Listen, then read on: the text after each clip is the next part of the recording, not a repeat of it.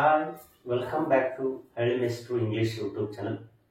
ಇವತ್ತಿನ ಒಂದು ಕ್ಲಾಸಲ್ಲಿ ಬಹಳ ಸಿಂಪಲ್ ಆಗಿರ್ತಕ್ಕಂಥ ಒಂದು ಸ್ಟ್ರಕ್ಚರ್ ಮುಖಾಂತರ ಈಸಿಯಾಗಿ ಏನು ಗೊತ್ತಿರದೇ ಇದ್ರೂ ಕೂಡ ನೀವು ಕನ್ನಡದ ಮುಖಾಂತರ ಇಂಗ್ಲಿಷ್ನ ಕಲಿಯಬಹುದು. ಓಕೆ, ಸೊ ಯಾರೆಲ್ಲ ನಮ್ಮ ಚಾನಲ್ನ ಹೊಸದಾಗಿ ನೋಡ್ತಾ ಇದ್ರಿ ದಯವಿಟ್ಟು ಸಬ್ಸ್ಕ್ರೈಬ್ ಮಾಡಿ. ಅದೇ ರೀತಿ ವಿಡಿಯೋ ಇಷ್ಟ ಆದರೆ ಲೈಕ್ ಮಾಡಿ. Okay, let's get into the class. ನೋಡಿ, ಡು ಮತ್ತು ಡಿಡ್. ಮತ್ತು ಡು ಮತ್ತು ಡಿಡ್ ಅಂದ್ರೆ ಏನಂತಂದ್ರೆ ಇವು ಹೆಲ್ಪಿಂಗ್ ವರ್ಬ್ ಅಂತ ನಾವು ಕರಿತೇವೆ.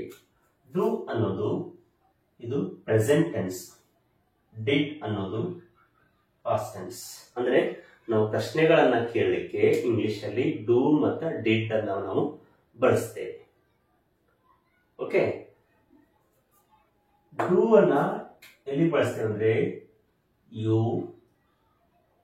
ಐ, ವಿ, ದೇ ಈ ಒಂದು ಪ್ರನಾಮಗಳ ಜೊತೆಗೆ ನಾವು ಬಳಸ್ತೇವೆ. ಡಸ್ ಅನ್ನ ಹಿ, ಶಿ, ಇಟ್ಗಳು ಬಂದಾಗ ಬಳಸ್ತೇವೆ. ಓಕೆ, ಇದು ನೋಡಿ, ಡು ಯು ಇಲ್ಲಿ ಕ್ವಶನ್ ಮಾರ್ಕ್ ಇದೆ.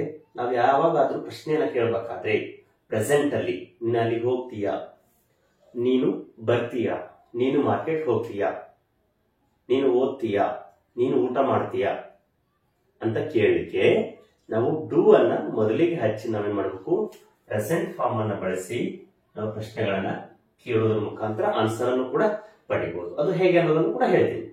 Okay, let's get do you. You ಅಂದ್ರೆ ನೀನು. ನೋಡಿ, ಡು ಯು ಕಮ್, ನೀನು ಬರ್ತೀಯಾ. ಕಮ್ ಅಂದ್ರೆ ಬರೋದು. ಹೇಳಿ, ಎಲ್ಲಿ ಹೇಗೆ ಕೇಳ್ತಿರ್ತಾರ, ಯಾರಿಗೂ ಕೇಳ್ತಿರ್ತಾರ. ಡು ಯು ಕಮ್, ಇಲ್ಲಿ ಮುಂದೆ ಅಬ್ಜೆಕ್ಟ್ ಹಾಕ್ಬೋದು. Do you come to office, do you come to school, do you come to station, ನೀನು ಸ್ಟೇಷನ್ ಬರ್ತೀಯಾ, ನೀನು ಶಾಲೆಗೆ ಬರ್ತೀಯಾ. ನೋಡಿ, ಡು ಯು ಕಮ್, ನೀನು ಬರ್ತೀಯಾ. ಎಸ್ ಐ ಕಮ್, ಎಸ್ ನಾನು ಬರ್ತೀನಿ. ಇಲ್ಲ ಅಂತಂದ್ರೆ ಐ ಡೋಂಟ್ ಕಮ್, ನಾನು ಬರೋದಿಲ್ಲ. ನೋಡಿ, ಎಷ್ಟು ಸಿಂಪಲ್ ಆಗಿರ್ತಕ್ಕಂಥ ವಾಕ್ಯ. ಮೊದಲಿಗೆ ಡು ಹಚ್ಚಿ ಯು, ನೀವು ಬೇಕಾದ ಹಚ್ಬೋದು. Do you, do they come, ಅವ್ರು ಬರ್ತಾರ.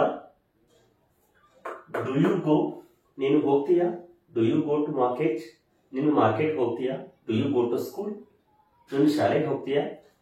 ಎಸ್ ಐ ಗೋ, ಇಲ್ಲೇ ಈ ಕಮ್ ಅನ್ನ ತೆಗೆದು ಮತ್ತೆ ನಾವು ಗೋ ಅನ್ನ ಹಾಕ್ಬೋದು. ಎಸ್ ಐ ಗೋ, ನಾನು ಹೋಗ್ತೀನಿ.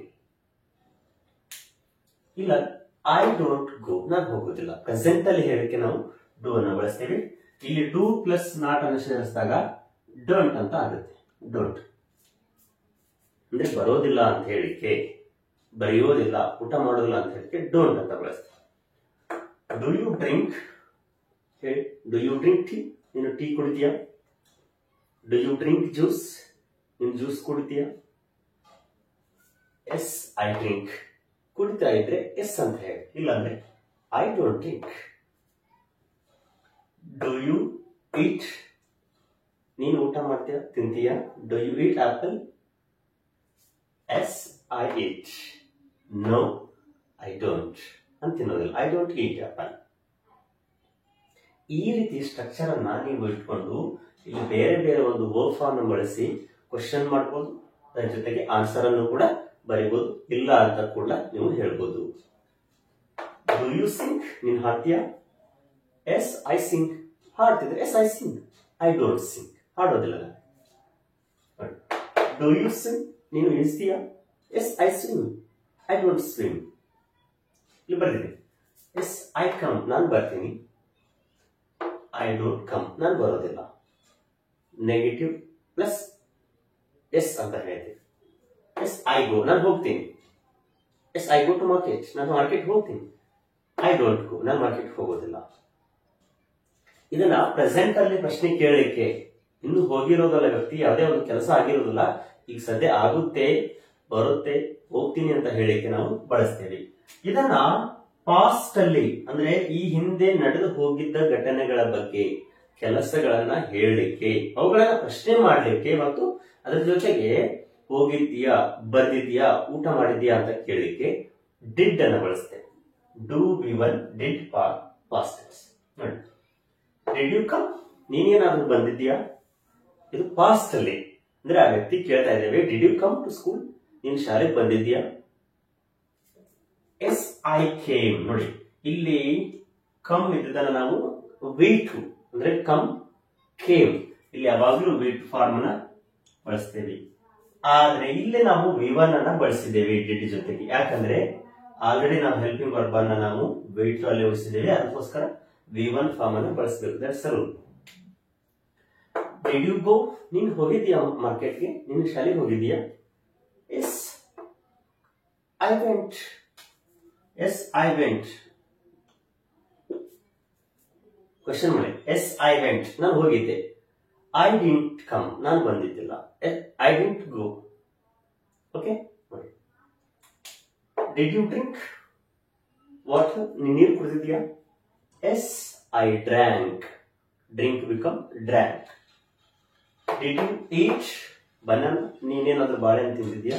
Did you eat apple. Yes I ate apple. ಇಲ್ಲಿ ನೋಡಿ, ಗೋ ಇದ್ದು ವೇಂಟ್ ಅಂತ ಆಗುತ್ತೆ, ಡ್ರಿಂಕ್ ಇದ್ದು ಡ್ರ್ಯಾಂಕ್ ಅಂತ ಆಗುತ್ತೆ, ಈಟ್ ಇದ್ದು ಏಟ್ ಅಂತ ಆಗುತ್ತೆ, ಸಿಂಗ್ ಇದ್ದು ಸ್ಯಾಂಗ್ ಅಂತ ಆಗುತ್ತೆ, ಸ್ವಿಮ್ ಇದ್ದು ಸ್ವ್ಯಾಮ್ ಅಂತ ಆಗುತ್ತೆ. ನೋಡಿ,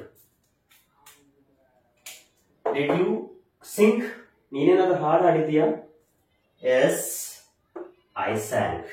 ಎಸ್ ಹಾಡಿದ್ದೆ, ಹಾಡಿಲ್ಲ ಅಂತ ಹೇಳಕ್ಕೆ ಐ ಡಿಂಟ್ ಸಿಂಗ್. ಮತ್ತೆ ವ್ಯಕ್ತಿ V1 ಬರಬೇಕು. ಐ ಡಿಂಟ್ ಸಿಂಗ್, ಯಾಕಂದ್ರೆ ಇಲ್ಲಿ ಮತ್ತೆ ಪಾಸ್ಟ್ ಯೂಸ್ ಮಾಡಿದೇವಲ್ಲ helping verb. I didn't sing, ಹಾಡಿದ್ದಿಲ್ಲ. ಡಿಡ್ ಯು ಸ್ವಿಮ್, ನೀನೇನಾದ್ರೂ ಈಜಿದ್ಯಾ. Yes I swam. ಮತ್ತೆ ನೆಗೆಟಿವ್ ಅಲ್ಲಿ ಬರಕ್ಕೆ ಐ ಡಿಂಟ್ ಸ್ವಿಮ್.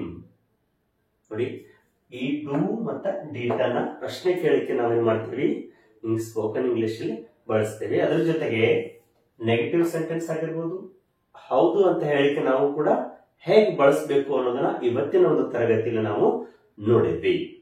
ಓಕೆ, ನಾನು ಒಂದಿಷ್ಟು ವಾಕ್ಯಗಳನ್ನು ಹೇಳ್ತೀನಿ, ಅವುಗಳನ್ನ ನೀವು ಡೂ ಮತ್ತೆ ಡಿಡ್ ಅನ್ನ ಬಳಸಿ ಏನ್ ಮಾಡಿ ಕಮೆಂಟ್ ಮುಖಾಂತರ ತಿಳಿಸಿ. ನೀನು ಚಿತ್ರ ತೆಗೆದಿದ್ದೀಯಾ. ಓಕೆ, ನೀನು ಆಫೀಸ್ ಹೋಗ್ತೀಯಾ. ನೀನು ಮನೆ ಕಟ್ಟಿಸ್ತೀಯಾ. ನೀನು ನನಗೆ ಕಾಲ್ ಮಾಡಿದ್ದೀಯಾ.